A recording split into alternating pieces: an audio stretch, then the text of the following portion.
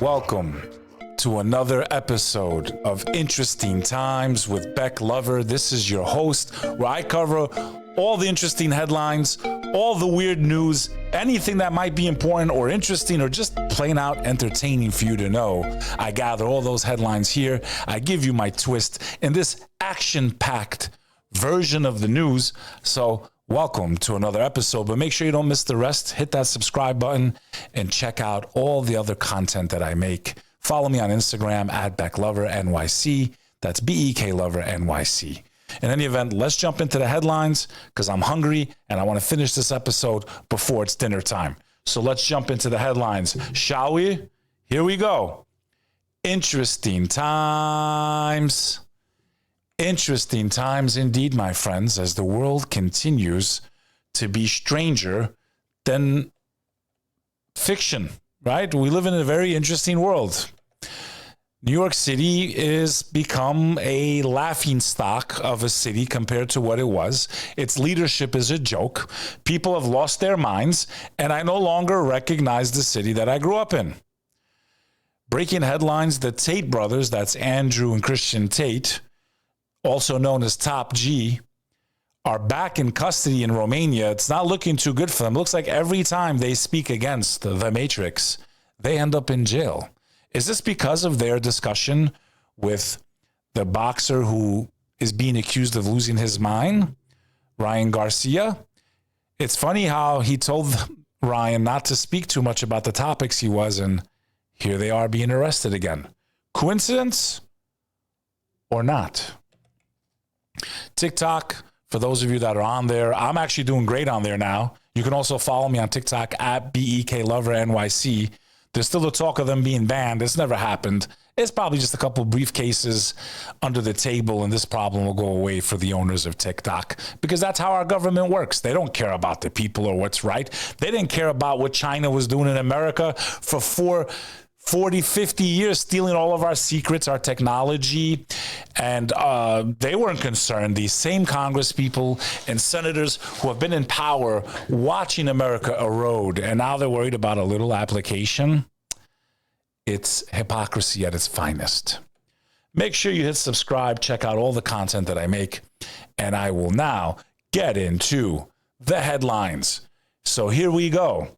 Jumping right to that story of Andrew Tate. He's been arrested, and they're saying it's because of his friend with his big mouth, Adin Ross. For those of you that watch these streamers who make ridiculous amounts of money, when you have extremely talented people like me that are not making anything off the hard work that we put in. But we're not haters. We congratulate because we all have our strengths and our superpowers. But the word on the street is that Andrew Tate's back in jail because of one of his fellow streamers and content producers. Andrew Tate, the social media influencer with a huge following of teenage boys, has found himself in legal trouble again. And it's for the dumbest reason. Tate and his brother Tristan Tate were detained Monday in Bucharest, Romania by UK police, according to a report from the BBC Tuesday. The arrest warrant for the Tates reportedly stems from an investigation into fresh allegations of rape and human trafficking. A Romanian judge ruled that the brothers can be extradited to the UK after the conclusion of their trial in Romania. The Tates have since been released from custody once again. Both brothers are currently awaiting trial over separate charges of sex trafficking, rape, and forming a criminal group, which led to their arrest in December 2022. The Tates were in jail for most of 2023, but they eventually were put under house arrest and then allowed to move freely within Romania. What led to the arrest of the Tates by the UK police is reportedly a clip from Adin Ross, a fellow influencer with legion of teen boy fans, who live streamed a message from Tate saying he was going to be leaving Romania soon and probably never coming back, and suggested Ross come over to hang out, as reported by Rolling Stone. The implication was that Tate was going to go on the run.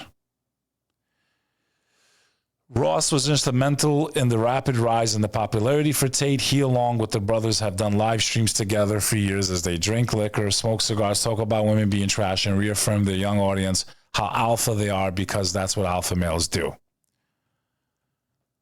So it looks like that backfired. That's why they always say, be careful who you write to, who you text to, who you call. They call him the top G, but he's in jail and may be for the rest of his life. Who knows? But worship no man and admire no one but the true power, which is God. This is Bek Lover, and you should join my squad. So make sure you hit subscribe, and we'll teach you some manners to all you alpha males. Since we're in this whole social media frenzy, Ryan Garcia, okay, has been all over the internet the last week. He was just on a live with Andrew Tate discussing the elites, the Illuminati, the Grove, all this stuff. And Andrew warned him, they're going to take you out. Do you think that the Tates being arrested again was because of this type of stuff and this conversation with Ryan Garcia, who's about to be in a very big boxing match with Devin Haney, and people are questioning his sanity? This is reported by Daily Mail. Ryan Garcia goes on another bizarre Twitter rant about working for the enemy and getting closer to your final destination, 5 days after promising to only speak boxing while training for Devin Haney fight. Garcia raised concerns last week with a number of disturbing posts online. The boxing star has again embarked on another concerning social media tirade. He has Garcia, who was scheduled to face WC super lightweight champion Haney in Brooklyn on April 20th, raised concerns about his mental health earlier this month after making a series of worrying posts online. A disturbing cryptic video was first shared to the 25-year-old's account, claiming he was dead after having his throat slit, but before he alleged that he was raped by a family at the age of 2, witnessed child rape after being kidnapped by the elites, and that an earthquake is set to destroy Hollywood and Las Vegas in the summer. Fans have been calling for boxing officials to cancel his upcoming clash with Haney, widely considered one of the top 10 pound-for-pound fighters in the sport. Yet last Wednesday, Garcia insisted his online tirade was over and that he would only be discussing boxing-related topics while beginning his training camp. And he has been making a lot of, really serious comments, some of them disturbing, some of them can be considered conspiracy theorists, some of them I could probably believe in, to be honest with you. So I wonder if this guy's okay, and also I wonder if it's maybe just to promote the fight. I mean, you never know what people's motives are until you know.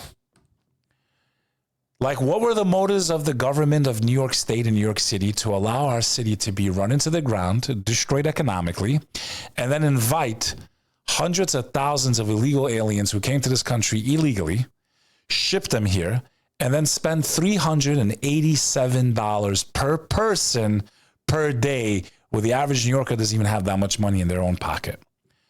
New York Post, New York City spending $387 per migrant each day as Mayor Eric Adams tries to slash spending amid an influx of nearly 65,000 illegal people. New York City's forking out an average of almost $400 per day to put up a single migrant household in taxpayer-funded shelters, the latest data from City Hall shows. And then you wonder why you have a congestion pricing toll coming. You wonder why they hit you with speeding tickets and parking tickets and fine your business and find anything wrong so they can take your hard-earned money and burn it on people that don't even belong in our country. Because Americans don't come first anymore in America. New Yorkers don't come first in New York anymore. And everyone just sits back here and no one says anything about it.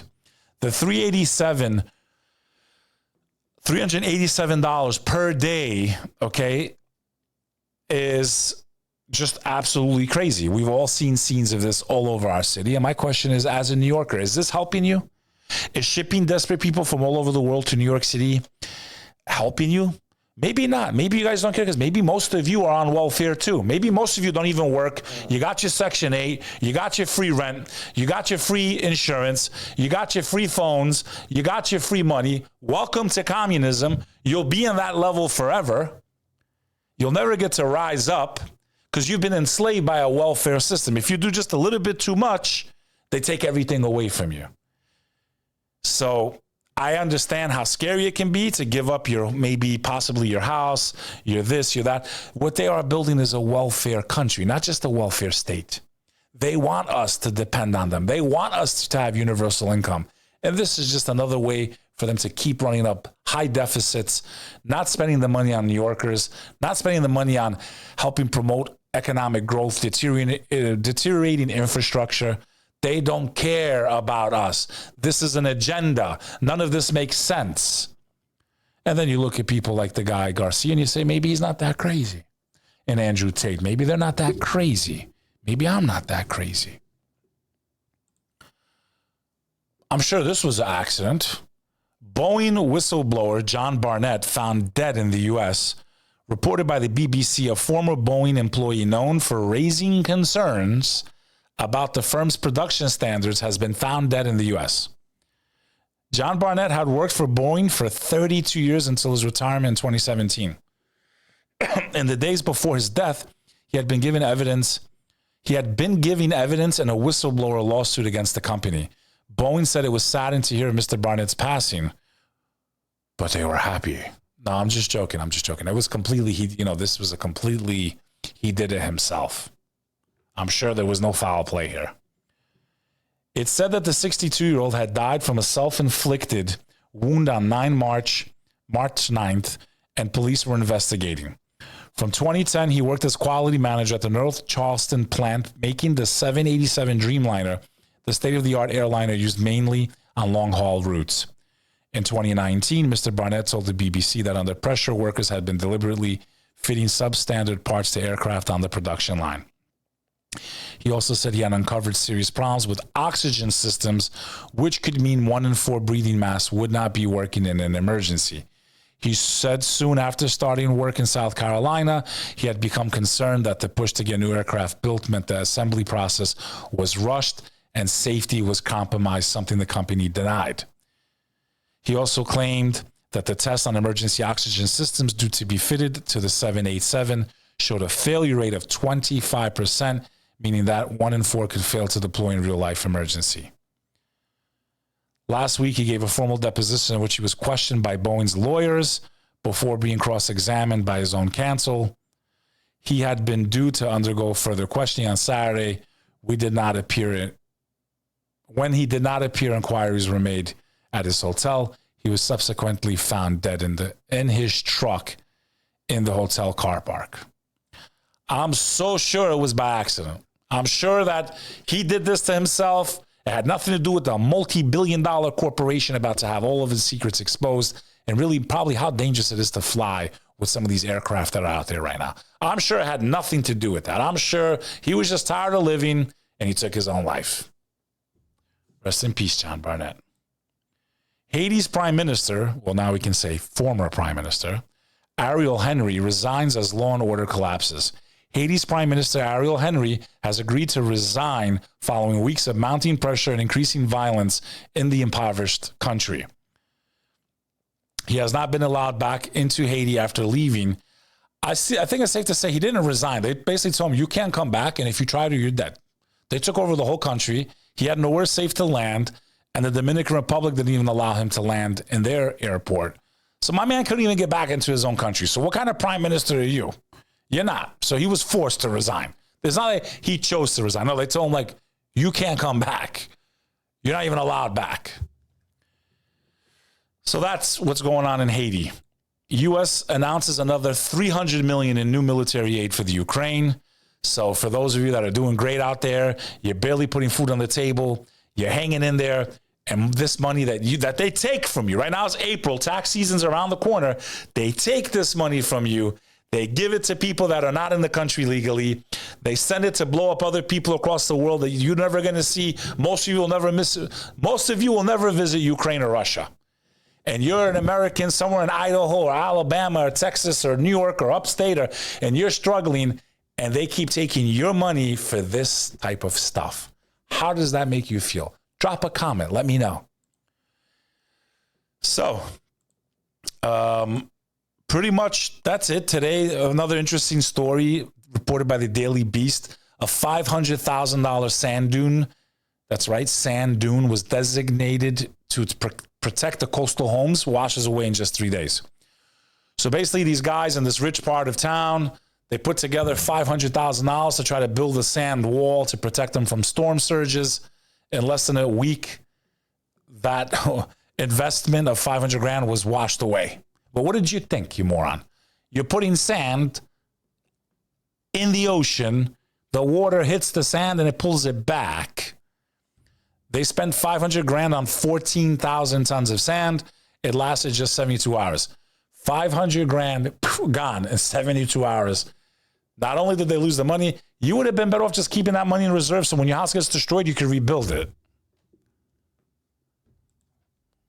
Suburban Mom ran complex crime ring that stole nearly $8 million in makeup across the U.S. for online resale. NewYorkPost.com. A California mom of 3 has been accused of masterminding an organized crime ring that stole nearly $8 million worth of makeup from stores like Ulta, TJ Maxx, and Walgreens, then resold it online to turn a profit. Michelle Mack, 53, ran the sprawling enterprise from her $2.75 million 4,500 square foot mansion in the San Diego foothills. Mack allegedly paid as many as 12 women to steal from stores across the country. And of course they would. Why wouldn't they? They could go in and steal up to $700 worth of stuff, and they weren't being arrested in places like California. This is when lawmakers who have a real agenda that is yet to really be discovered by the American people make laws that protect crime and degenerate society and make you question your own sanity, and people have no respect for law enforcement or law itself, and they can do whatever they want. And she, basically this woman, saw the opportunity to say, hey, you guys won't get arrested. You're allowed the next day. Go and steal, and then I'll resell it online for more, and have a nice day. Because this is what happens during lawlessness and disorder. Do you feel better in today's America than you did 8 years ago or 4 years ago? Do you? Well, God help you if you do. Nebraska woman used rewards card loophole for 7,000 gallons of free gas. Basically, there was a glitch in this card that she had. She just realized that she could hit it twice and it would turn the pump into demo mode. She pumped 7,000 gallons of free gas. She got caught, I guess, because of surveillance cameras, which is the golden rule in crime. Don't be greedy, man.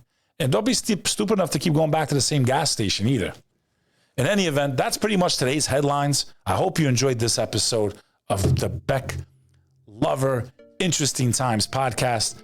It's been my pleasure. Make sure you subscribe. Check out all of my other content. This is your boy, your friend, Bek Lover, and you're listening to Interesting Times with Bek Lover.